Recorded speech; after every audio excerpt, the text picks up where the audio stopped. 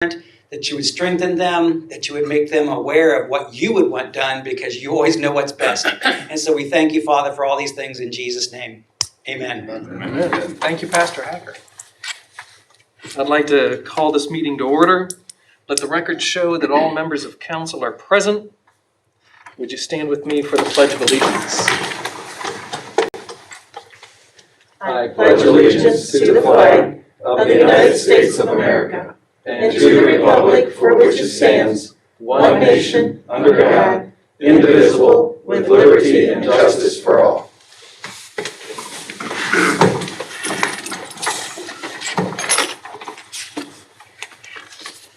Do we have any committee meeting requests or reports? And do we have any comments from council? Mrs. Crutch. Yes. I'll take this off so you can hear me. Okay, I'm going to read a letter from Mr. Ralph Hahn on the ordinance that we tabled last week. When I finish, I'd like to schedule a study session then, so we can discuss the issues on this tabled ordinance. The letter reads, and some of you have copies also, I do believe. Good evening, Council. I'm Ralph Hahn, 901 William Street. It was me that started the conversation for an ordinance surrounding the use of unconventional vehicles in Defiance. I've asked 4 times to be a special guest so that I could be a part of the discussion, but have not received a reply. I have watched council discussion concerning the proposed ordinance. I have many things to say, but I'm forced to condense my comments to a few points. I have not seen any conversation concerning the ordinance that is not focused on 2 words, golf carts. Those 2 words are embedded in minds, and I think there is a vision that portrays a lumbering, slow-moving vehicle that rattles, smokes with half-flat tires, and faded paint causing problems in Defiance. The discussion needs to move beyond that perception and focus on what the Ohio BMV has given as a basis for traffic codes. Council needs to look at the big picture. USV, underspeed vehicles, LSV, low-speed vehicles, mini truck, and utility vehicle. Those are the four classifications of unconventional vehicles as described by the Ohio BMV as being approved for use on community streets and highways with restrictions of Ohio code. A golf cart is a single example of a USV. There is a distinct difference between a USV and an LSV in the other 2 classifications. Descriptions are well defined by the Ohio BMV. No matter what classification the vehicle falls under, it must meet the requirements to be licensed and insured for use on community streets and highways. If not factory built for DOT approval, it will take some good money to meet Ohio BMV and local requirements for legal use. I wonder how many will actually do that. I hear safety as a concern. I get that. What I do not get is thinking that, for instance, my vehicle, an LSV, is less safe than a bicycle or motorcycle on our streets and highways. I have more safety features, including seat belts and a steel surrounding framework. My LSV has a top speed of 25 miles per hour, and it gets there quickly. The posted speed limits on the downtown bridges is 25 miles per hour. I took my truck, set the cruise control on 25 miles per hour, and with the stopwatch time, how long it took to cross the downtown bridges. It took 12.6 seconds to cross the 2nd Street Bridge and 13.7 seconds to cross Clinton Street Bridge. I don't see how being less safe or creating traffic congestion would be a valid statement unless you want folks to drive faster than the posted speed limit, which would create a more unsafe condition. Our city owns and operates unconventional vehicles on our streets and highways. To mention one, there is a John Deere Gator that is used to spray weeds with 2 employees on board. I see that vehicle on the bridges and on North Clinton Street doing its job. This is not new, but done for a long time. I am not saying this work should not be done with a John Deere Gator. The point I want to make is how many accidents has occurred because of using this vehicle on streets and highways. 0, I think. When events are held in the city, I have seen unconventional vehicles used to transport folks to and from. Most recently, a very successful downtown event utilized a USV to help manage that process. City administration is working hard to promote the downtown, the rivers, parks, and the reservoir. One of our favorite places to eat lunch is Pontiac Park. To restrict what type of vehicle folks can use to enjoy our city assets is counterproductive to city growth. An ordinance for unconventional vehicles, as defined by the Ohio BMV, should be looked at a positive, not a negative. An ordinance will make the city safer, not less safe, by giving definitions to requirements. This can absolutely be a small piece to help move the city forward. I think it is how it is managed and needs a positive vision. If Toledo can manage unconventional vehicles to its advantage, I think Defiance can too. It was 2 years ago I started this conversation about the use of unconventional vehicles with city officials and others before bringing it to council. I've been very patient and reasonable. I wanted to do this the right way.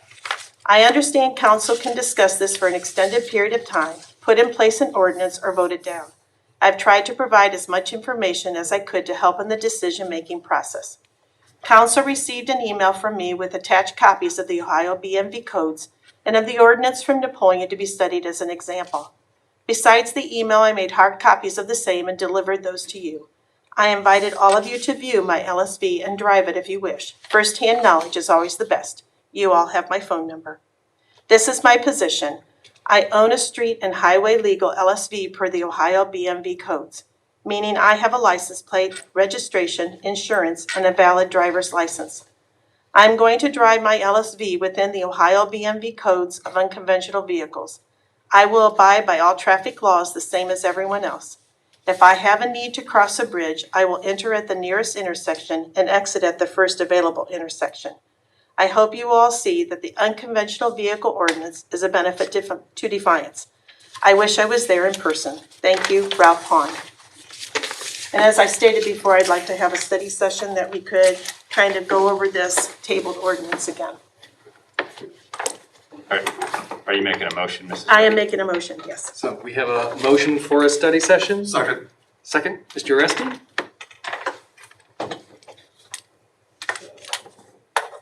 Mr. Rusty, Yes. Mrs. Crouch, Yes? Mr. Waxler, No. Mr. Mass, Yes. Mr. Engel, Yes. Mr. Corbett, Yes. Mr. Hancock. Yes. Okay. Now I need a date. Do you have a suggested date? Next week. Next week, yeah, September 11th? 8th. Okay, 8th. I was way off. so was I.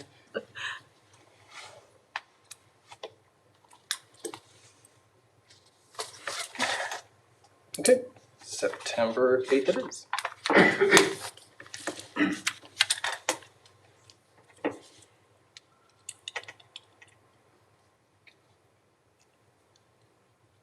And is that it, Mrs. Crutch? Yes, that's it. Okay. Any other comments from council?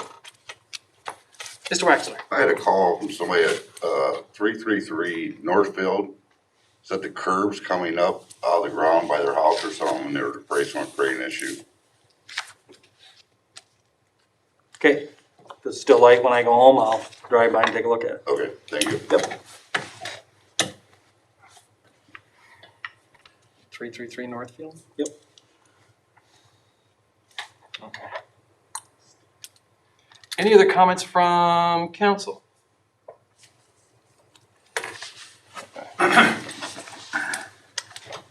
There's nothing on my desk this afternoon. Mayor McCann. Thank you, President McMaster. I'd like to talk about the clothing bins and get some feedback from council as to how we should move forward on those. Again, there's about 20 locations around town, and I would guess about 15 different providers of those boxes. And Lieutenant Campbell from police went around town and I believe I provided all of you with that list a month or so ago. And I'll have to say that on 3 different occasions since that list was prepared, I have driven by and noticed some, I'll be kind and say, untidiness around the boxes. And three different operations, I contacted all 3. 2 I left voicemails for, and 1 I actually did speak with a real person. And all 3 groups did respond in, I'll even say, a timely manner and got things tidied up. But obviously, those were three that I happened to notice personally. And I don't drive around town just to look at clothing boxes. I'm sure each company that presents these boxes to different places in the community does business in different ways.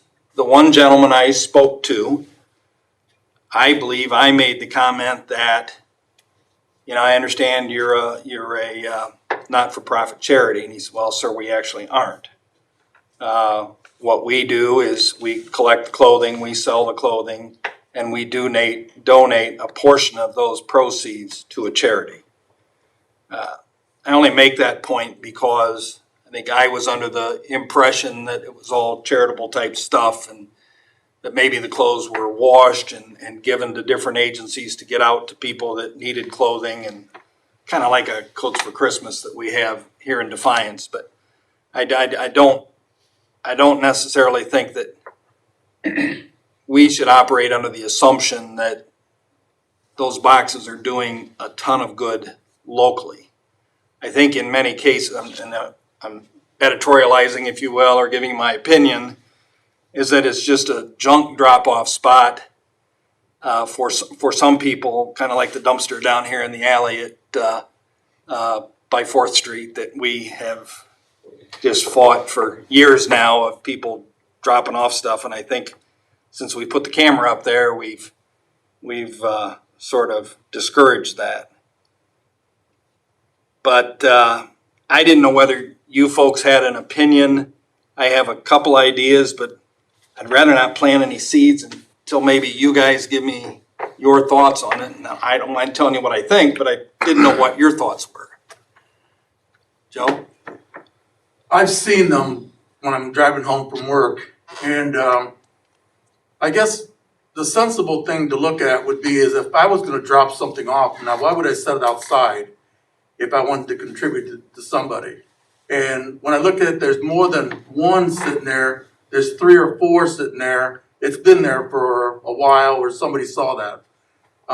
Maintenance is not taken care of. It is unsightly, what I've seen. And I guess I would encourage anything we can do to control that. There are some people that are probably sensible in keeping track of what's going on, but there are probably others that are waiting for a phone call, like from you or somebody from the city to say, oh, come and get your box is full. We should have probably more accountability for those that have the boxes there, and I think it probably would go a little bit better. You know, we're trying to do something good for the community and for those that are less fortunate, but sometimes it just doesn't work out, especially when it's free will and then you're waiting for somebody to basically maintain it, and it's not us. I've often wondered when they're emptied and then people start throwing things in again, how long is it before they get emptied? Is it a week, a month, 6 months? And what must the stuff that's on the bottom, what condition might it be in? And I'm Yeah, moisture and everything, yeah. mold, mildew. John? Is it, with your observation of the bins, the clothing bins, do most of them have a contact number on them? I think they all do. Okay. Mm-hmm. Yep. I mean, I'm just suggesting, I think it's great that we're offering this for our community, and if there are questions or concerns, that someone could contact them directly through that contact information posted on that bin. Mr. Waxer? Thank you. The people that's allowing these on their property, these commercial, they're almost all commercial properties I see. So they gotta be talking to somebody to put them there. The one thing I didn't get done before tonight's meeting was I planned on stopping in at a couple places where they are and ask that question, Mr. Waxler. Did you give them permission to put it there? And the one other question I was gonna ask is, do they pay you, they pay you rent, $10 a month, $20, $50? I have no And idea. who's supposed to call who when it's full? You know?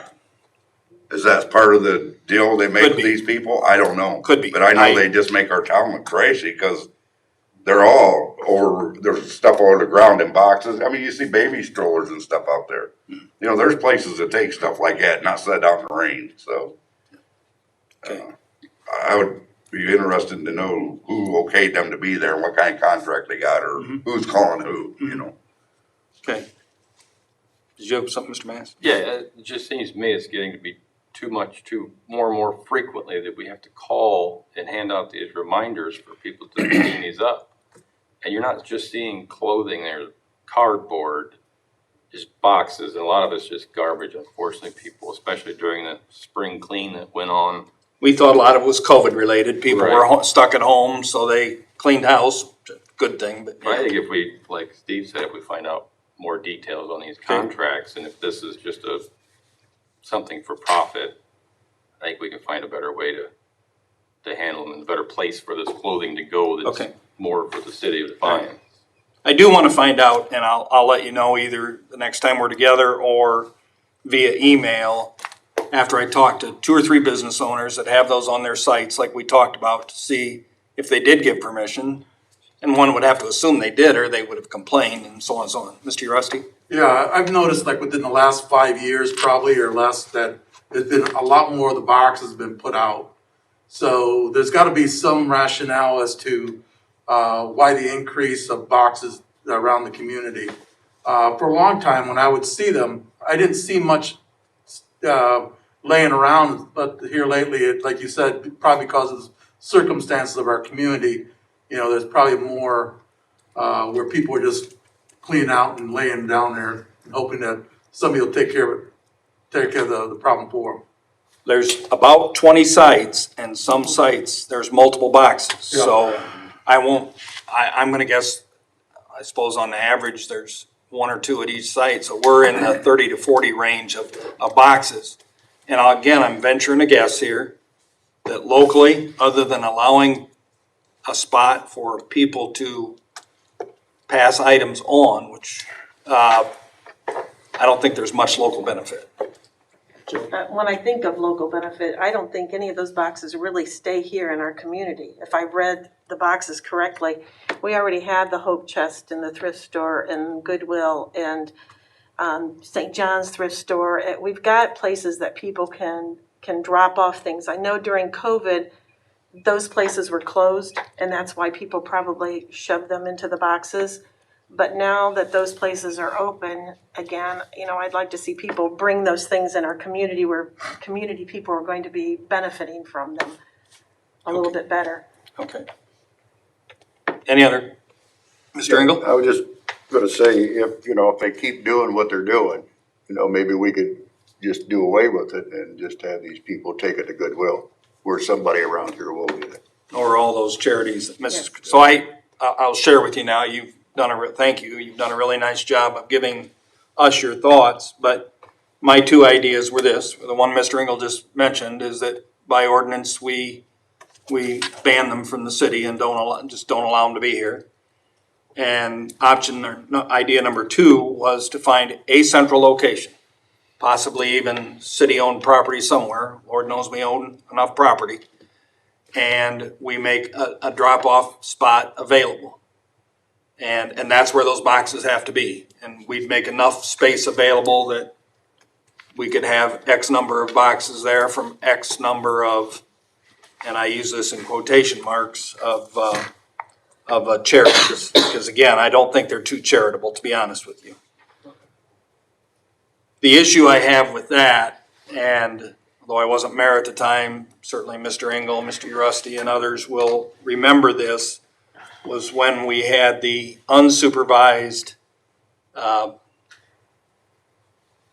Compost site? thank you, compost site out by the reservoir. And it did not work well for us. You name it, and everything was dropped off out there. There was construction materials and all sorts of things. Mr. Mast was out there picking up used pipe and things like that. So it's supposed to be funny, Mr. Mast. I got it. But that did not work well. So I don't think an unsupervised site will work too well for us. We will find broken down furniture and mattresses and things that we're just not going to want, nor would we have a use for it. We'll end up taking those items to the landfill, and it is a fair compromise to just banning them completely, but did you have something else you wanted to say? Oh, I was gonna say that exact thing. If we centralize it, we're basically gonna centralize the drop-off point for everything. I mean, Yeah. if it's unsupervised, Yeah. I think the better goal is to try to direct this stuff to the local places that Okay. we know. 'Cause I mean, I think if you look, you're gonna find a lot of these places, even like the Goodwill, a lot of that's not 100% charity at all either, so. I think when I start to talk to the local businesses, and I don't think any of them are gonna say, man, Mike, I hate to see you do that. I'm making a killing off of that thing. I just don't think they may get $10 a month, whatever, but Mr. One Uresi. last comment on this for my part is that it's kind of like maybe finding out what other communities are doing. I mean, this is probably not a first time that occurred to other communities, like maybe Bryan or Napoleon or even like the Toledo area. With as many people that they have, how do they handle it? Or are they having the similar problems as what we're experiencing on a small scale? Okay. Mrs. Crutch? Another question is like, if you could have, like Planet Earth bin, you know, and they would come in for the month of June for 1 week and they just all set their bins at one place and people would just have that 1 week and then they take the bins away. It's kind of like how you would put the Whirler van, Right, the I was Whirler just things out. gonna say that, in normal Yes. times, which Yes. this wasn't normal this year, we didn't have that week of trash. We were hoping to do Right. it this fall, and I don't think we'll probably be able to get that done either, but yeah, that's something we can work with the county on and do a great job, and Whirler certainly does a nice job getting containers out to all the neighborhoods. That is an option. Right, I think so. Yep, okay. All right, well, let me do my due diligence on the checking with local business piece. I'll ask Mr. O'Donnell to reach out to some of his peers on what other municipalities are doing, and we'll get back. We've been putting up with these things for years, so there's no real other urgency. Anything else on that issue, and then I'll move on? Okay. First of all, I want to apologize to the community. I know we've been through a lot of closures here, and there's more pending. We've tried to do our best to keep the folks updated through the Crescent News, through our website, also using Nixle, and getting the information out. I will say downtown is opened back up, and we're very thankful that Ohio Gas did yeoman's work over the weekend, pushed that project along and got everything out of the way today. I want to compliment Melinda Sproul, our city engineer, because we had discussed a few weeks ago how the pavement was failing in front of the courthouse. And the minute she got notification of the work Ohio Gas was going to do, she talked to Border Control, recognized that that'd be a perfect time to repair the pavement in front of the courthouse that was failing. We knew we needed to get it done, but we were able to do that simultaneous with the Ohio Gas work. And so she got that done. It's taken care of. It's fixed.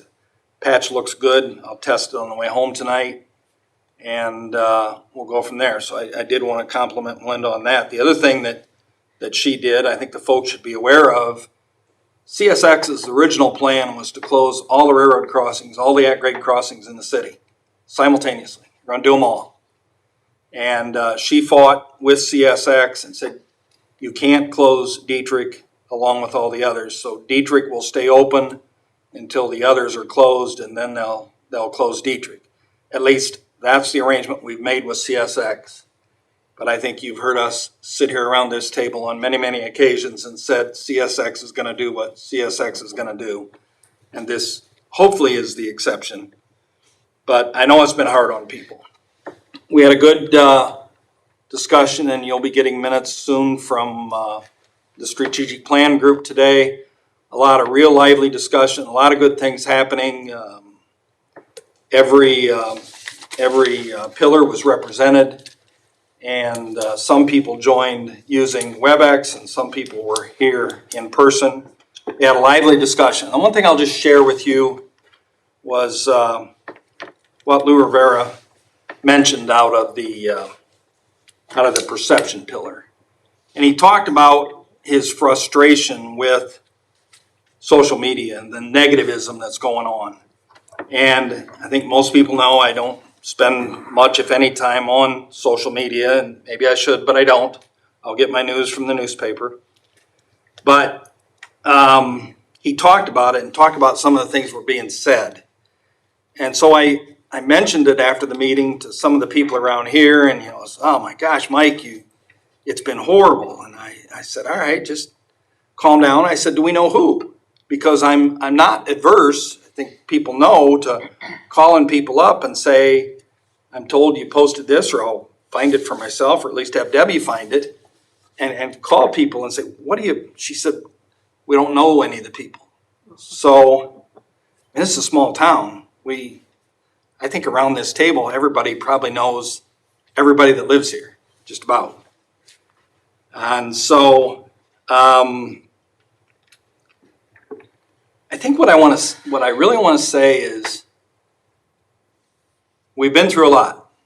Locally, we survived a year of a bridge being closed, and I know that was hard on people, and we no sooner get that opened up and COVID hits, and I know it's created a lot of stress, and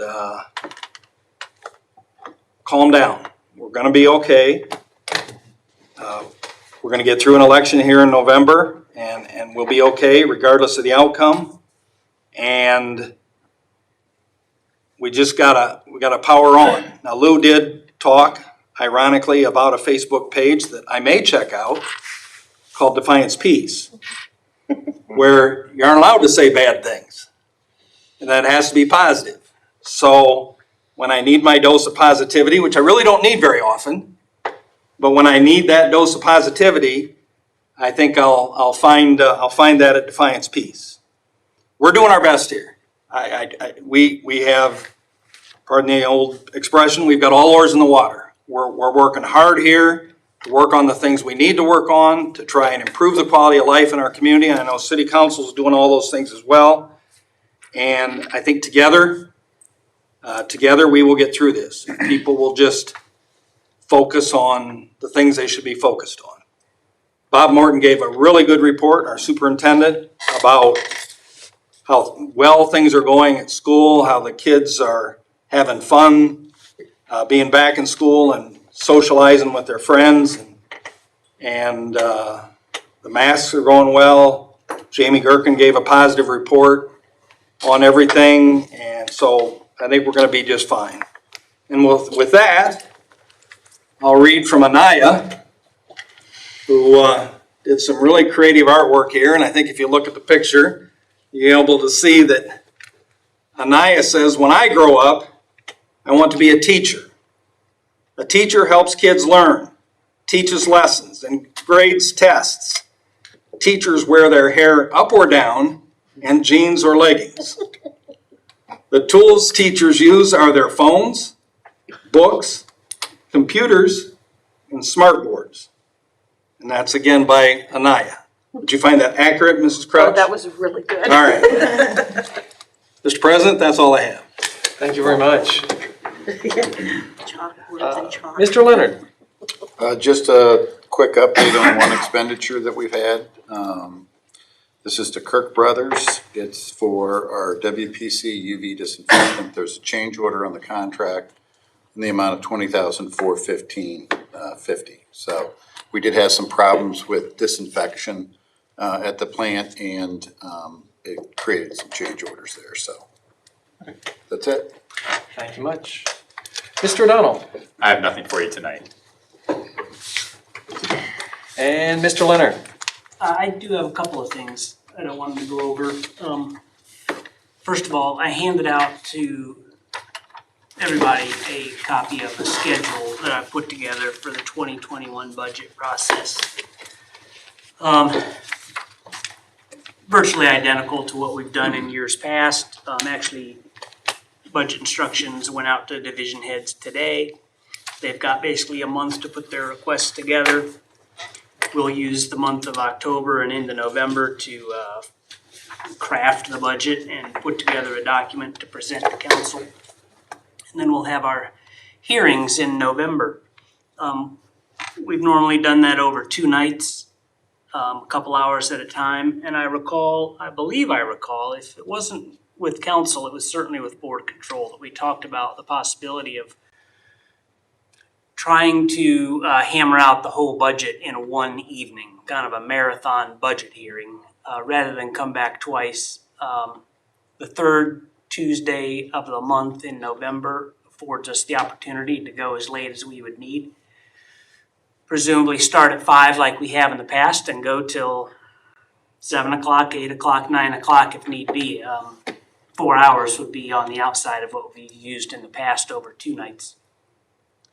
So I've penciled that in as something to talk about this evening. It'd be November 17th. Again, it's the third Tuesday. There's no regular meeting. We would have all evening. I'm sure we would have pizza and refreshments. And looking for a thumbs up from council as to whether we'd like to hammer it out in one night. It's a lot to take in, but if there was any need to have to come back for any reason, we could always come back on November 24th, which would be a week later. But any feedback on that? Any questions regarding Mr. Leonard's suggestion? Mr. Engel? Just do it one night and get it over with, as far as I'm concerned. Water and sewer doesn't take a whole lot compared to the other stuff anyhow. I'll plan on that. If you have any other concerns or if a conflict comes up, let me know and we can revisit. Okay. Mr. Uresti? I just have another comment as soon as we're finished with Mr. Leonard. Oh, anything else? I do have one other thing. Next week, I'll be bringing an ordinance to council that on its face is going to be kind of jarring, so I wanted to give you a heads up. We're looking to do a bond issue, and the amount is going to be over $7 million, but want to explain that tonight before anyone sees the ordinance and says, what are we doing now? As you all know, interest rates are near all-time lows. The home refinancing business has gone through the roof. And municipal bond issues, we have the same type of tool that we can use to essentially refinance our bonds. And the lingo is refunding. And the rates are just too advantageous to pass up. We issued bonds last year for water meters and some other water and sewer uses. I'll be looking to refinance or refund almost $2.8 million related to the water meters, the water utility, and the sewer utility. And pretty nominal savings on that by doing so, but it makes the size of the issue large enough that it's really attractive and could get the best interest rates that we could hope to get. We would also be looking to refund, and more significantly, we'd be looking to refund our 2011 bonds that we issued to pay for the municipal courthouse next door. Those have an outstanding balance of almost $2.6 million. And over the remaining life of those bonds, which is about 10 years, reissuing those, we'd save about $270,000 over the life of the loan. So that makes perfect sense to do. In all, between those refunding issues, we'd save about $275,000 or so. Now, that's estimated based on what we project our interest rate is likely to be. In addition to that, we have some new projects to issue money for. One, I think we had talked about it in the past. Last year and early this year, we paid for the slope stabilization project at the water plant. Had that landslide collapse, and we were using funds out of the water plant or the water budget that, quite honestly, had been earmarked for the the GAC project. So we discussed issuing bonds this year to pay ourselves back for the slope stabilization project and pay that off over time. That's about $755,000. And the final piece would be we've put a lot of time, and we've done some things regarding the roundabout at Cleveland and Ottawa Avenue. We've done the land acquisition. We've had the design work done. That is looking to be something close to a $3 million project, and we've secured about $2 million in grants.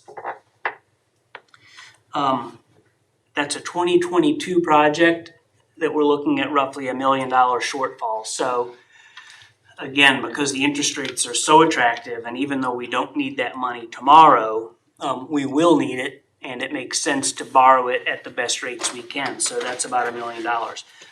All those pieces together total a little over $7 million. Bond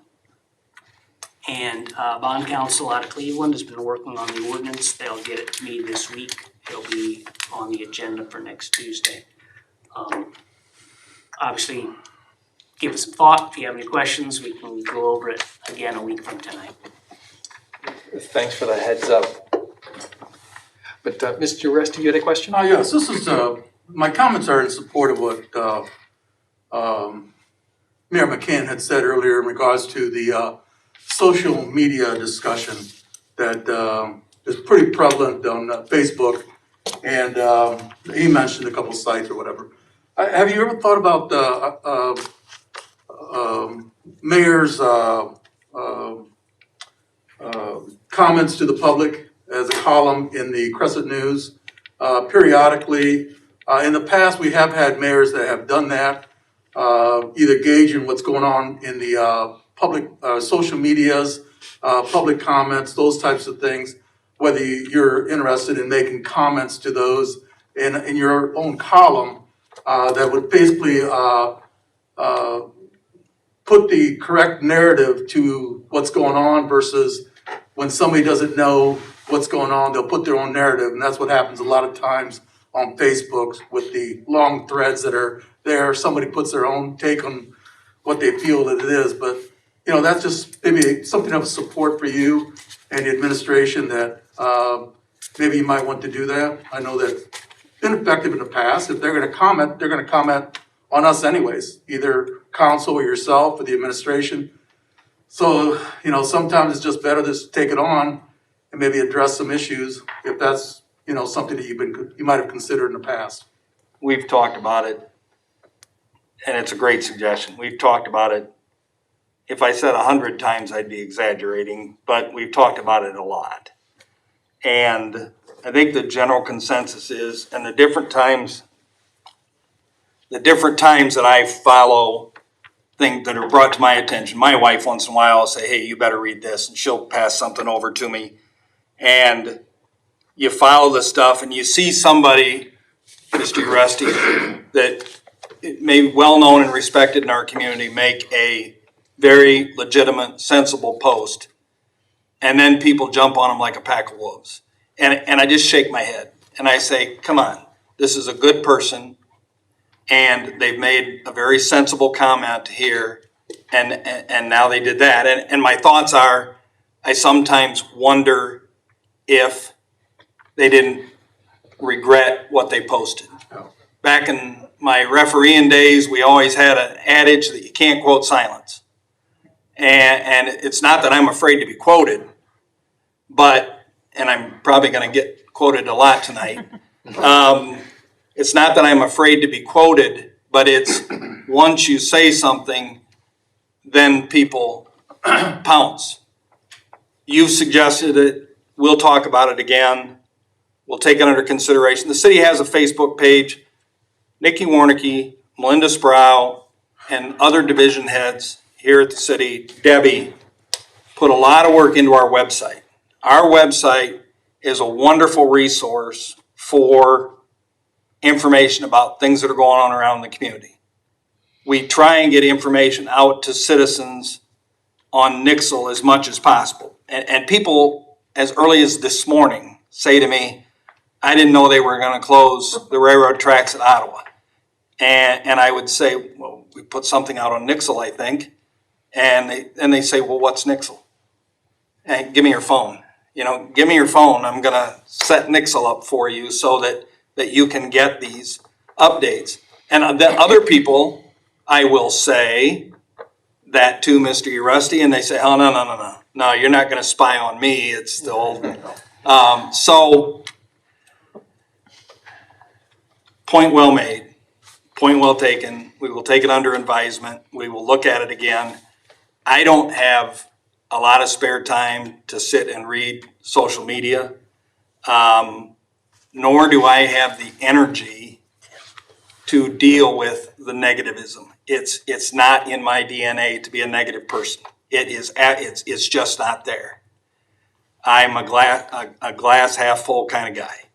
And unfortunately, right now, we've got a lot of people that are, the glass is empty or near empty, even though it's half full or more than half full.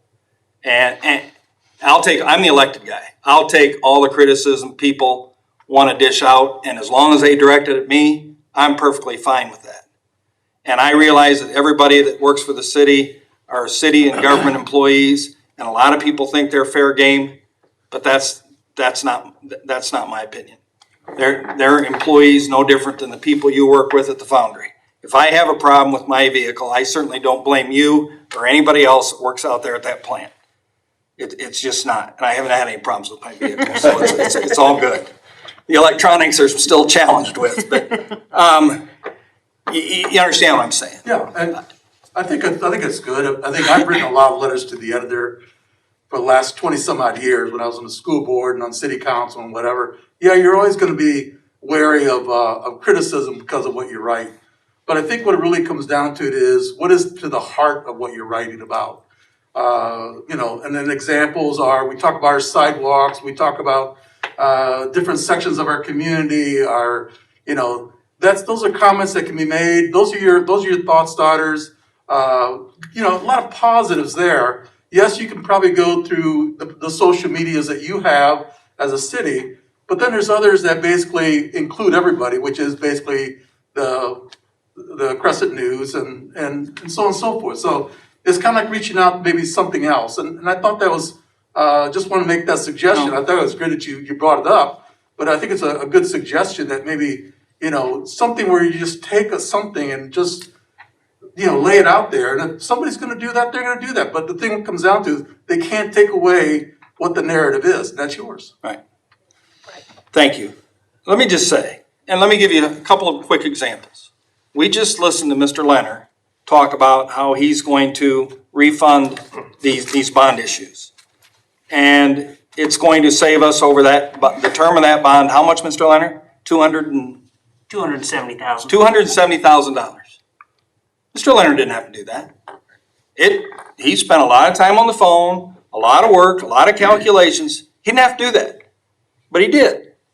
And it's going to save us all of that money. But he didn't have to do it, and we would never have been the wiser. We would have never been the wiser. Last week, Mr. O'Donnell spent most of his time over at municipal court because Mr. Essex was off. In the past, we've hired people to do that. But being budget conscious, Mr. O'Donnell spent all last week, which did nothing but put him behind over here, but he worked after hours to do both jobs. Now, nobody knows that. I wasn't even going to mention it tonight, but I think Joe's kind of inspired me to just say, we're trying as hard as we can. And I think if you send an email to pothole@cityofdefiance.com, that pothole's getting filled. And by God, if it's not, I want to know. And I'll take care of it. But I think it is. And if there's things around the community that aren't being done that people ought to think we ought to be working on, then call me or email me. But don't post it on Facebook, especially when I don't even know who you are because you use an alias. That doesn't sit well with me. You write a letter to the editor, I'm fine with that because that's identified. And I know who that is, and if I have a question, I'll deal with it. And that's really all I have to say. Thank you. Thank you, Mr. Russell. Yeah.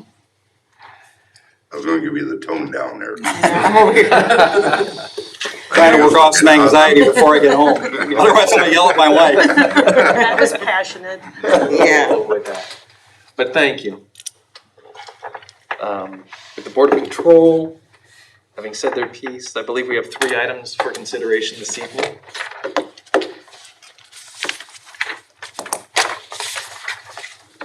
Second reading by caption only. An ordinance authorizing a lease agreement for part of the property located at 629 Arabella Street to the Board of Education of Defiance City School District. Mr. O'Donnell. Thank you.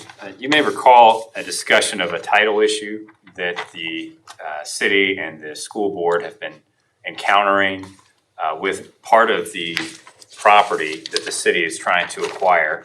It's this, actually, the blue part with the auditorium in yellow carved out and left with the school district. That property has, as we discussed, a reversionary clause.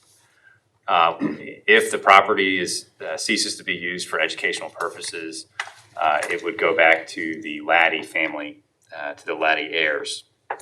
So we proposed this lease agreement as a temporary solution by ensuring that the lessee, the Defiance City School District, so it gets a little twisted here. The school district would grant the city or convey the property to the city, and the city would in turn lease back that, well, for lack of a better term, problematic parcel to the school board, to the school district, and thereby eliminate any problems with any defects with the title, at least temporarily, until the city's ready to convey that 1918 building property, the entire property, to an end user. It's our belief that even though the section only cuts through a small portion of the building, it would be problematic enough to complicate our goal of marketing that property. But what this does is it will give us time to continue reaching out to those Laddie heirs to find out what it would take to give up their reversionary interest. Okay. Oh, Mr. Waxler. If we do that and say it comes down to some kind of figure one way or the other, who's gonna be liable for that figure? We haven't decided that yet. We've had some conversations with some of the community-based organizations. I don't want to necessarily name them tonight, but we've planted the seeds there that, hey, this may be coming. We may be looking, the city may be looking for some assistance, but nobody has promised anything at this point. Nobody's promised to pay them any money. We've reached out initially as our initial offer to maintain and care for the Laddie Mausoleum over at Riverside Cemetery. We didn't necessarily get a thumbs down on that offer, but there was some skepticism on whether the family would bite on that offer. So we don't have no idea what it could cost who at the end of this then? We do not, but at least it's our belief that this ordinance wouldn't hold up getting that property into the city's hands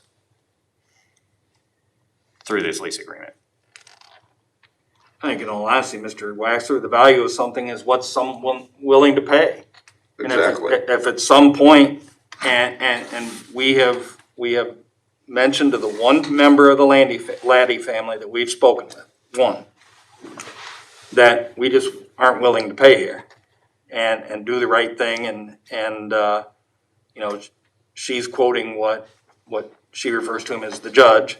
What she thinks the judge would have done or would have wanted done, I don't know. I don't know the judge. We do have some of his writings. I haven't read them yet, but I plan to give me some direction as to what I think the judge might have thought. So, I mean, your question to get to the point, is there a chance we may be coming back to council and saying, hey, we need X number of dollars to do this? Yeah, there's a chance. And what's it gonna do for our marketing? That's the other question. Well, actually, that's why we want to do this, to enhance our ability to market it. The family would ideally quit claim their reversionary interest over to the city. Like the Holgate family did. You're hoping. I'm sorry? You're hoping that's what happens. Yes. We see the glass is half full. Yeah, okay. Mr. Hancock had a question? Yeah, I just need to make a statement that moving forward, I need to recuse myself from the ordinance. Oh, thank you very much. Mr. Mast? Can I assume that we won't be able to market this until said title is cleared? I would say that we could market it. It would be a matter of conveying it to an Final end user. sale may include these laddie heirs. Right.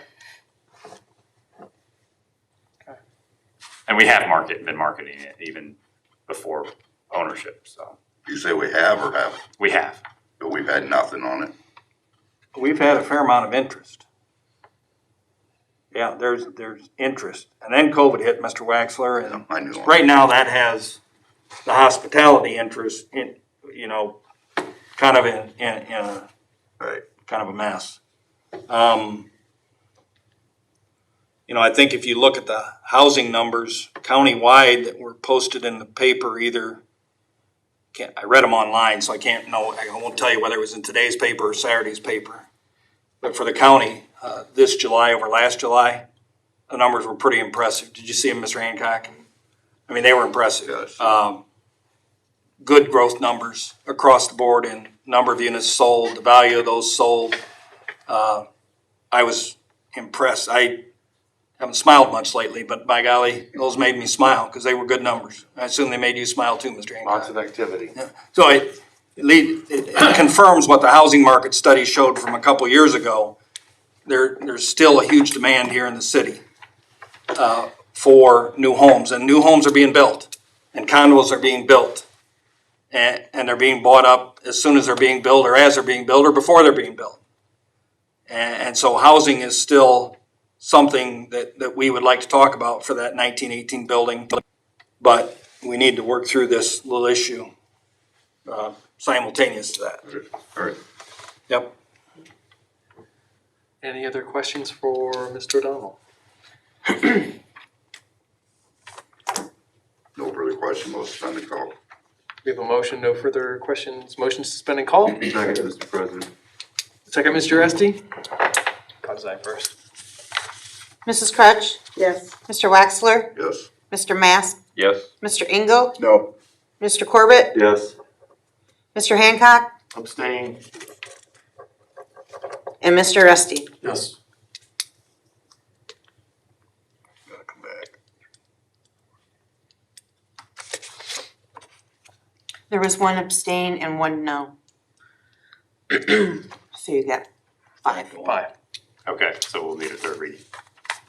So we'll come back for a third reading.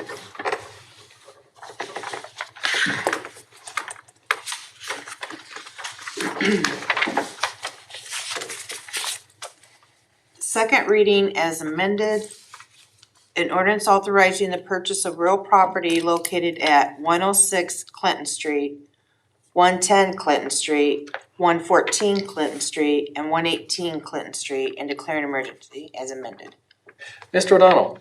Thank you, Mr. President. This conversation about these three parcels, these three properties have been going on at least since I've been law director, and we're hoping to wrap this up tonight. The city is hoping to acquire these parcels from the property owners. It's Mark and Amy Haver. And the ordinance would allow the city administrator to both enter into a purchase agreement for the properties as well as close tomorrow morning. The total cost, including the closing costs, attorney's fees, title search fees for these purchases is $689,415.79.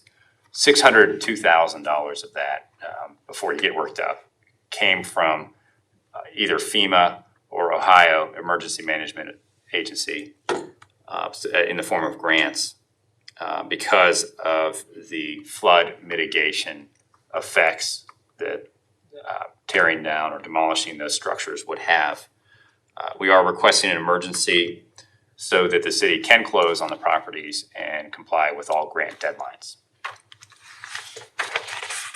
Okay. Questions from council? Mr. Waxler. That, we're liable for like 12.5%, so we're liable for roughly what, 85,000? 86,000. Where's that money coming from? I think it's the hazard. Go It's ahead. budgeted in the capital improvements budget for 2020. It's in the current year's budget. This whole project was in this year's budget. But that was the number we had Our at that match. time. I don't remember seeing the value of the property at that time. Yeah, it actually, I think the the actual sale of the property is less than we had anticipated. So our share is less than we budgeted. Mr. Hancock? The ordinance that we have for the 688, does that just for the purchase itself? Or will we have additional cost to bring that to a marketable, land?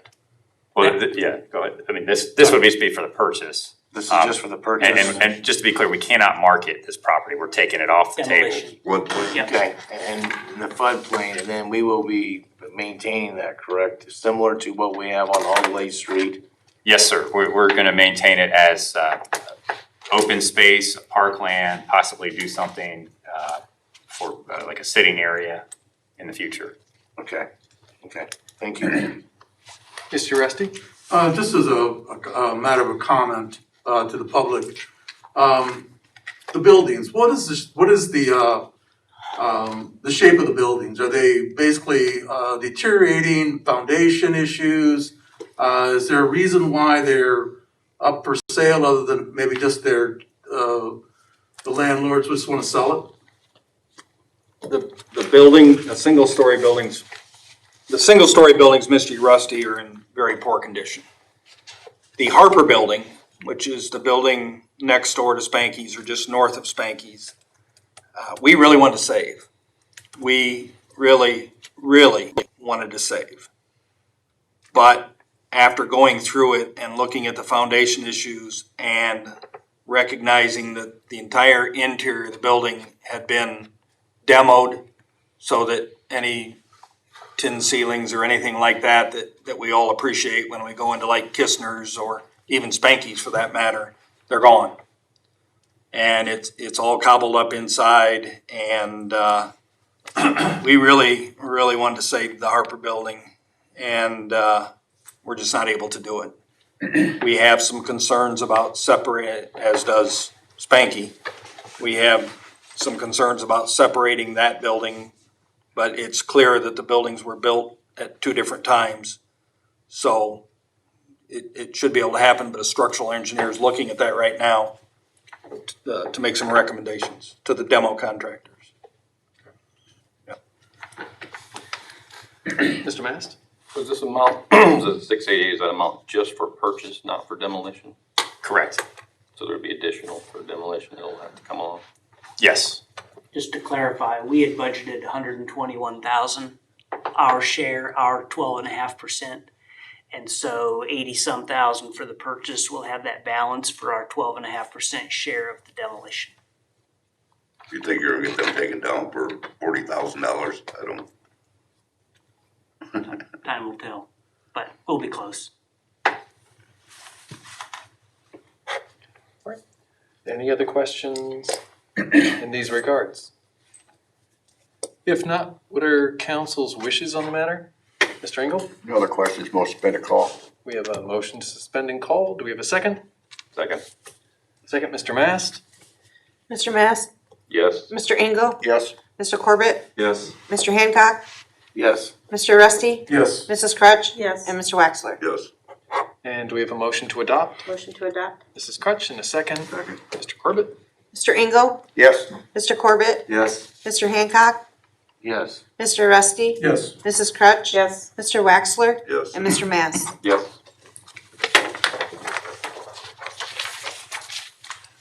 And this.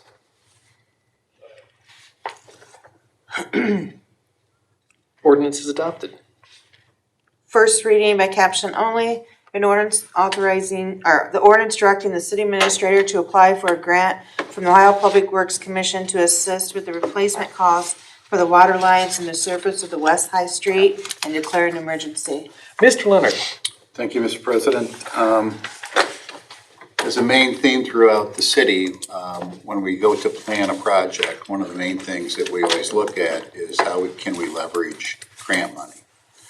And sometimes grant money and the ability to leverage it is contingent upon us doing a project. So when people say, gee, why did you do that project and not this project? It's because we can leverage quite a bit of money on certain projects. I'll give you a good example. Good example would be Carnes Avenue and some of the playground equipment that you've seen out there. There's revitalization money for those programs there.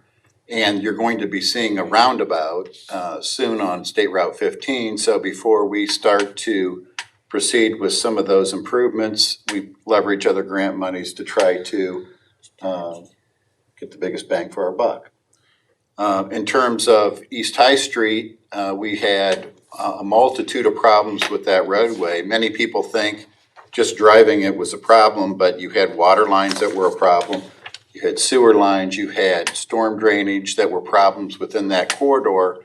And we were able to leverage money because it was also a CSO project that we had to alleviate some of the inflow and infiltration of the system. And it helped us on our consent order, so we made that project. On this particular project, what we've done is we're trying to leverage OPWC money, and that is Ohio Public Works money. And if we're successful in doing that, we know that West High Street needs resurface as well. We're not going to go in and resurface something and then go in 2 years later, 3 years later, and start fixing water lines and tearing it up. So these projects are contingent upon grant funds and the ability to leverage those grant funds in such a way that we can try to utilize money in the best way possible. And in this case, what we're trying to do is replace water lines on West High Street and then resurface West High Street if we're actually successful in leveraging this money. So what you see before you tonight is an ordinance for the city administrator to apply for those funds. Those funds are a shared process with the county, with other cities in the county, like Hicksville, could be with Ney. And what we do is we put priority points within a group of people and individuals within the county, and we work together on trying to leverage money that way. So if Hicksville has a project, many times we'll forego certain grant monies to make sure that they get their project funded. We're going to send this to that advisory board to try to leverage the money, and if we're successful, we want to proceed and do the water line and do the resurfacing. And that project more than likely won't take place until 2022, if not later. So that's what you have before you to make that application and move forward. Question. Mrs. Crutch. So would you say that West High is because the water line needs replaced, so therefore you're going to resurface? Or is it Well, both are in bad shape. both of? Okay, So so, when I was looking at resurfacing, we put Carpenter kind of on the back burner. right? And that was also supposed to be a resurfacing water line, I thought, correct? Well, and we have plans to do that, I think, next year if the funding is there. Okay. But what we also did on Carpenter Road, and most people don't realize, is a number of years ago, there was water lines that went in back of some of the houses, because I lived there.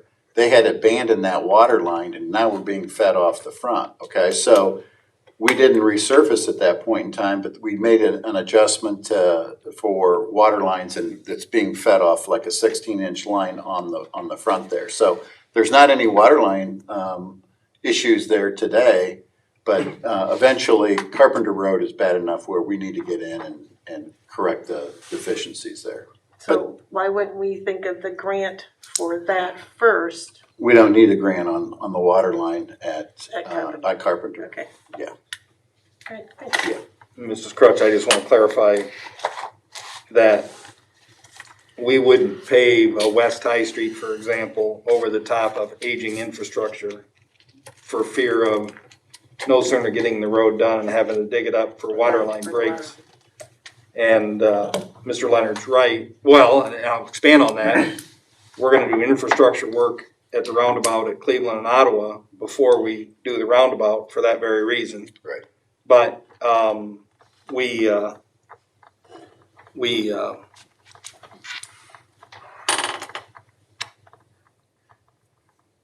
we do plan on, just stress what Jeff just said, we do plan on Carpenter Road for next year. Absolutely, it'll be a priority. All right, thank you. Mr. Hancock? Would sidewalks be included in that infrastructure as well? No. Okay. That's too bad. Any other questions or comments? With no questions and comments, No further questions, motion to suspend the call. you have a motion to suspend the call. Mrs. Crutch, second. Mr. Hancock? Mr. Corbett, Yes. Mr. Hancock, Yes. Mr. Rusty, Yes. Mrs. Crutch, Yes. Mr. Wexler, Yes. Mr. Mass, Yes. and Mr. Engel. Yes. Motion to adopt? We have a motion to adopt. Mr. Corbett, second. Mr. Mast? Mr. Hancock, Yes. Mr. Rusty, Yes. Mrs. Crutch. Yes. Mr. Wexler, Yes. Mr. Mass, Yes. Mr. Engel, Yes. and Mr. Corbett. Yes. And this ordinance is adopted. With the legislative issues addressed, I don't have any citizens' concerns to read this week, but perhaps members of council do. Are there any other citizens' concerns that you wish to share? Without any, do we have a- yes. Mr. Mayor, what'd you find out about that mailbox issue we talked about? I believe they've talked on the phone. Okay, I, I just happened to think of it. yep. Yeah. Okay. Oh, Without any other questions? Do we have a motion to adjourn for this evening? So moved. And a second?